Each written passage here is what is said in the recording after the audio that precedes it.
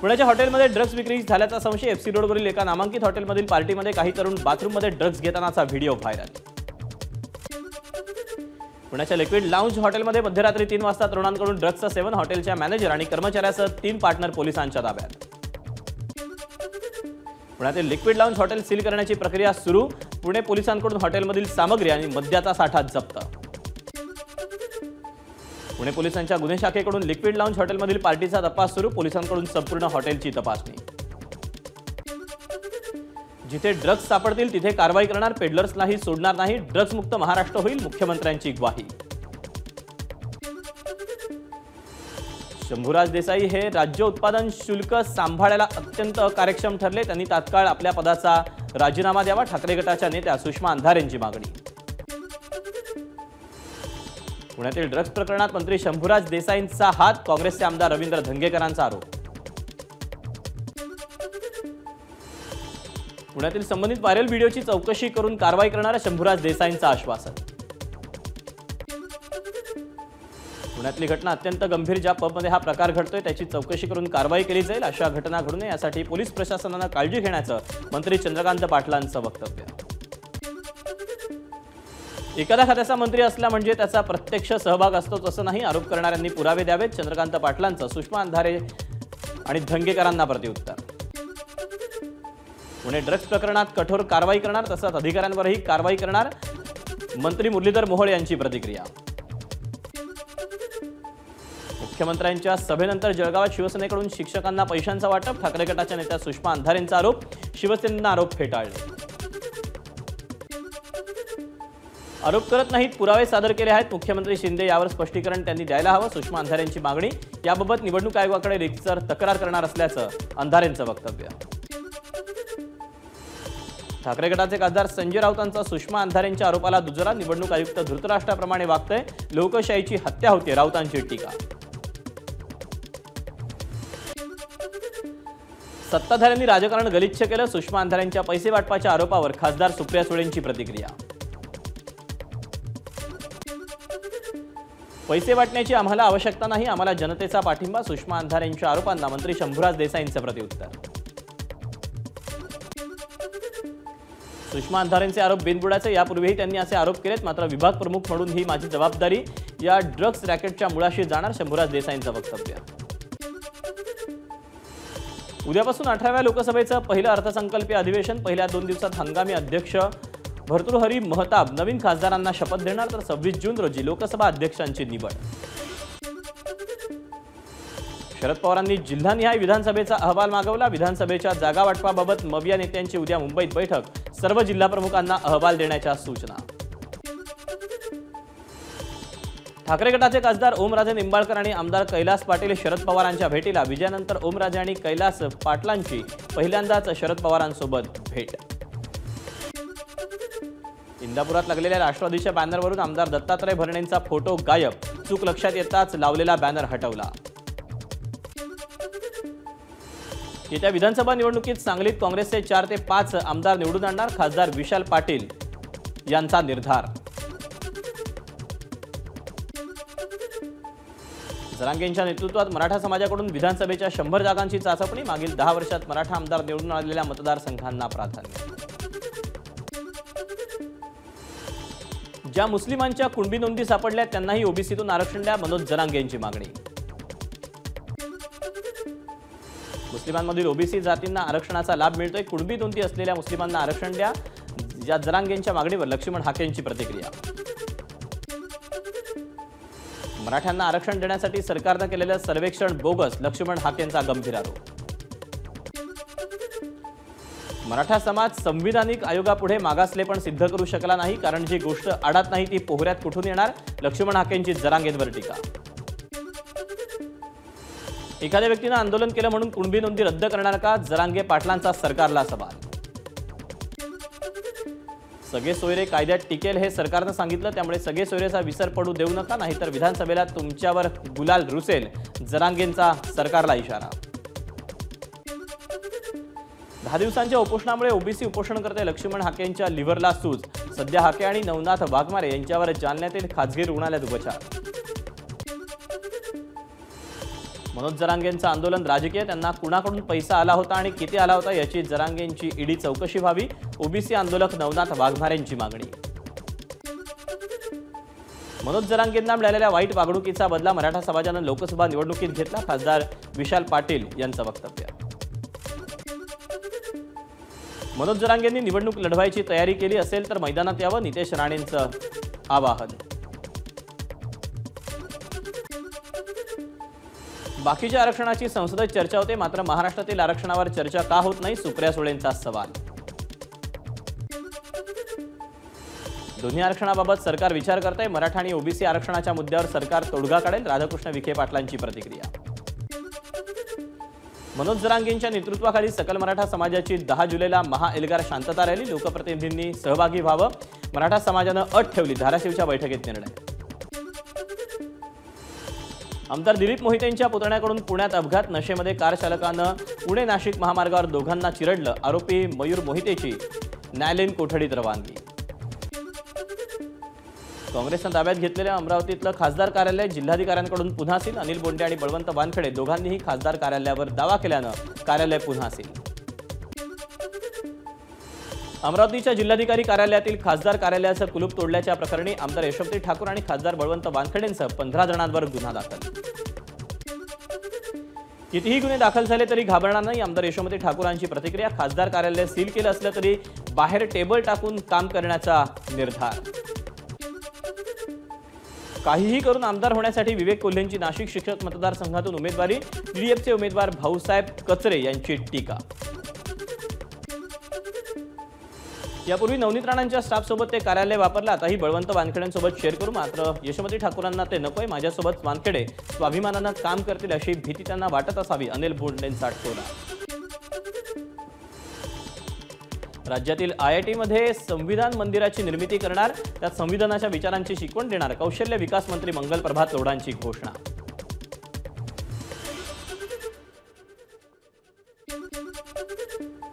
मागासवर्गीय विभागातर्फे 150 विद्यार्थ्यांना स्टार्टअपसाठी 1 ते 5 लाखांपर्यंत निधी उपलब्ध करून दिला जाणार, मंत्री मंगल प्रभात लोढांची घोषणा.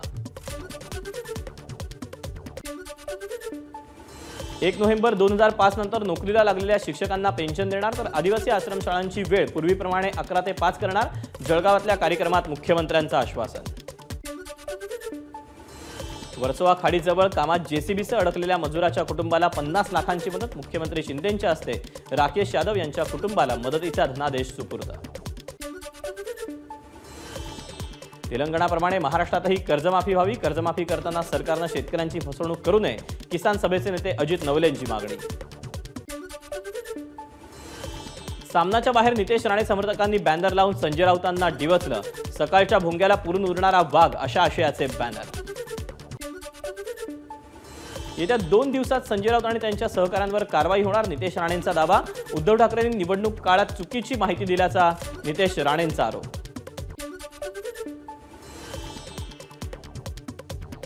काही लोकांना बांबू लावले पाहिजेत, सकाळी एक भोंगा अजूनही चालू आहे, राज्यस्तरीय सामाजिक न्याय परिषदेत मुख्यमंत्री शिंदेंची संजय राऊतांवर टीका. राज ठाकरेंच्या हस्ते डॉक्टर नितीन देशपांडेंच्या रुग्णालयाचं उद्घाटन, अत्याधुनिक यंत्र पाहून थक्क झालो, मात्र सध्या महाराष्ट्राला डोळे उघडण्याची गरज, राज ठाकरेंचं वक्तव्य. नाशिकमध्ये आक्षेपार्ह पत्रक व्हायरल प्रकरणी चौकशी सुरू, उपमुख्यमंत्री देवेंद्र फडणवीसांची माहिती, तर समाजामध्ये तेढ निर्माण करण्याचा प्रयत्न, फडणवीसांची प्रतिक्रिया. नीट परीक्षेत ग्रेस मार्क मिळालेल्या 1563 विद्यार्थ्यांपैकी 750 विद्यार्थी परीक्षेला गैरहजर, केवळ 813 विद्यार्थ्यांनी दिली परीक्षा. नीट परीक्षा अचानक रद्द केल्यामुळे विद्यार्थ्यांना मानसिक त्रास, एका आठवड्यात परीक्षेची नवी तारीख जाहीर करा, अन्यथा संपावर जाण्याचा माठ डॉक्टरांचा इशारा. पुणे नाशिक महामार्गावर कळंबमध्ये दुचाकी आणि कारचा अपघात, एकाचा जागीच मृत्यू, आमदार दिलीप मोहिते पाटील यांच्या पुतण्याकडून अपघात, गुन्हा दाखल. अपघातानंतर माझा पुतण्या पळून गेला नाही, त्यानं मद्यपानही केलं नव्हतं, आमदार दिलीप मोहितेंचा दावा. मनसर इथे मोहितेंच्या पुतण्याच्या गाडीमुळे झालेल्या अपघातात एकाचा मृत्यू. कळंबमधील आमदार पुतण्याच्या गाडीनं केलेल्या अपघाताची चौकशी झाली पाहिजे, कोणाचीही मनमानी चालणार नाही, सुप्रिया सुळेंची मागणी. पुण्याच्या हडपसरमध्ये 13 वर्षीय मुलीवर वडील, काका आणि चुलत भावाकडून बलात्कार, पीडित मुलीनं याबाबत आईला सांगितल्यानंतर प्रकार उघड, पोलिसांकडून तपास सुरू. धाराशिवमध्ये महिलेचा विनयभंग केल्याप्रकरणी वाशीतील प्रभारी पोलीस निरीक्षकासह दोघांवर गुन्हा दाखल. भूम शहरातील पारडी रोडवरच्या शासकीय विश्रामगृहाजवळची घटना. धुळ्याच्या मोगलाई भागात अल्पवयीन मुलावर वर्षभरापासून समलैंगिक संबंधातून अनैसर्गिक अत्याचार. शहर पोलीस ठाण्यात 7 जणांविरुद्ध पोक्सो कायद्याअंतर्गत गुन्हा दाखल.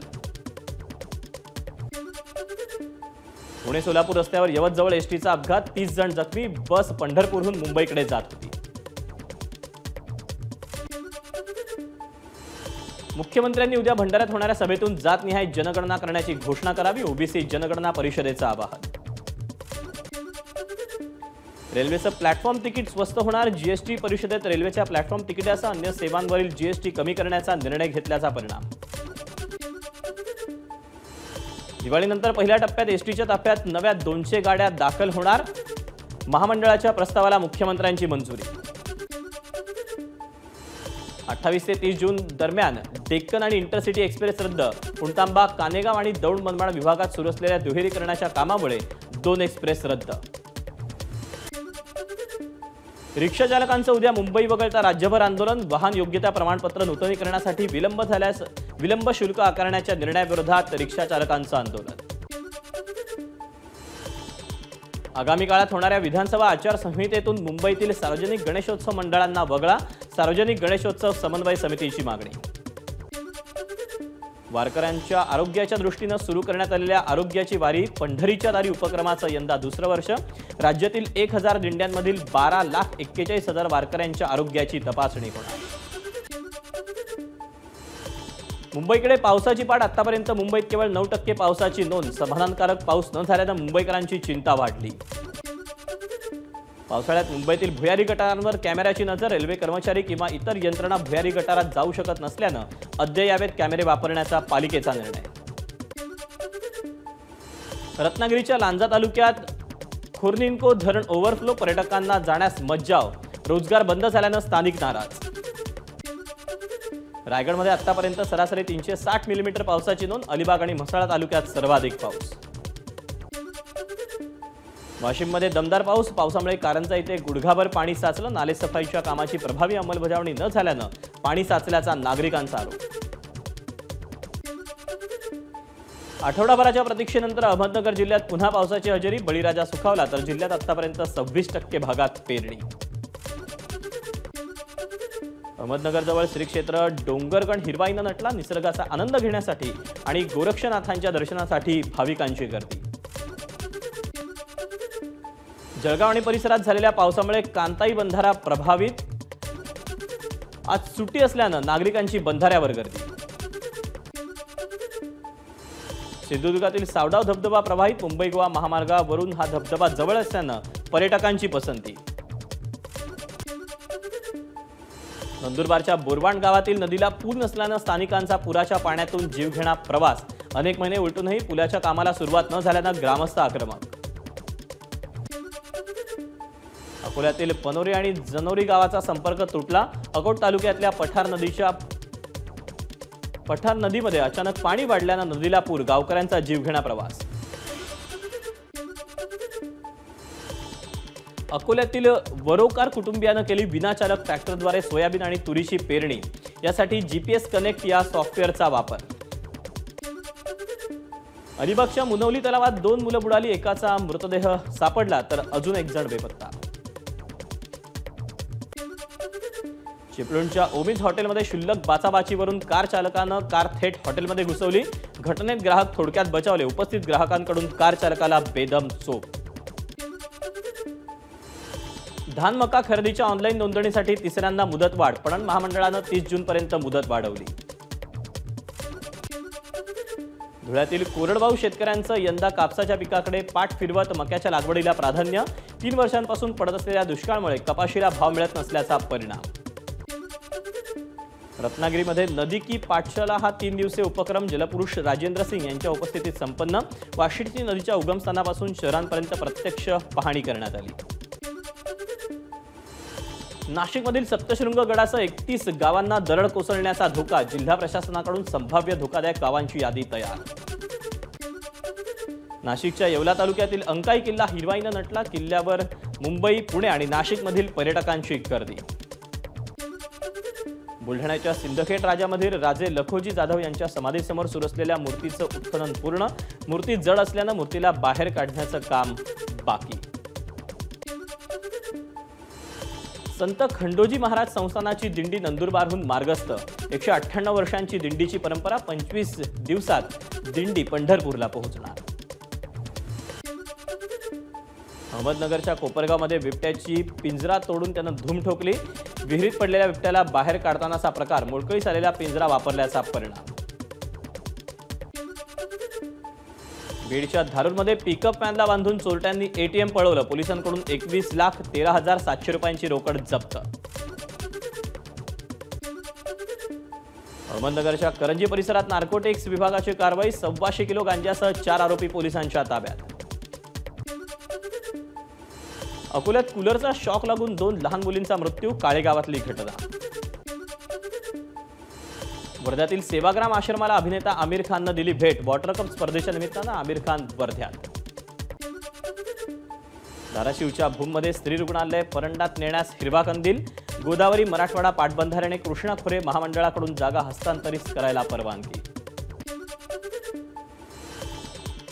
एमसीएच्या महाराष्ट्र प्रीमियर लीगमध्ये रत्नागिरीच्या पुरुष संघाचा सलग दुसऱ्यांदा विजय. गहुंजेतील एमसी आंतरराष्ट्रीय स्टेडियमवर पार पडलेल्या अंतिम सामन्यात रत्नागिरीनं नाशिक संघाचा 24 धावांनी पराभव केला. दिल्ली हायकोर्टानं जामिनावर घातलेल्या स्थगितीबाबत अरविंद केजरीवालांची सर्वोच्च न्यायालयात याचिका. उद्या सकाळी सुनावणी.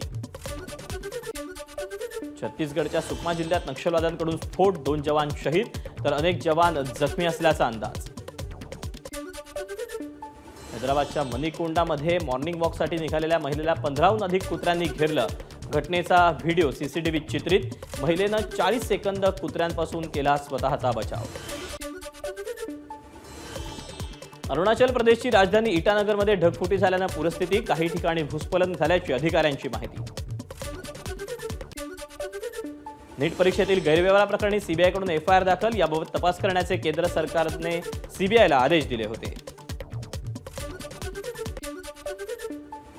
बसपा प्रमुख मायावतींनी पुतण्या आकाश आनंदला केलं उत्तराधिकारी. पुन्हा सोपवली नॅशनल कोऑर्डिनेटर पदाची जबाबदारी. राष्ट्रीय कार्यकारिणीत मायावतींची घोषणा. नॅशनल अँटी डोपिंग एजन्सीनं कुस्तीपटू बजरंग पुनियाला पुन्हा केलं निलंबित. राष्ट्रीय चाचण्यांमध्ये पुनिया डोप चाचणीसाठी नमुने न दिल्यानं कारवाई. सोनी मराठी वाहिनीवरील कारण गुन्ह्याला माफी नाही. मालिकेचा सहाय्यक दिग्दर्शक गौरव काशिदेचं निधन. काही दिवसांपूर्वी अपघात झाल्यानं त्याच्यावर रुग्णालयात उपचार सुरू होते. एबीपी माझा, उघडा डोळे बघा नीट.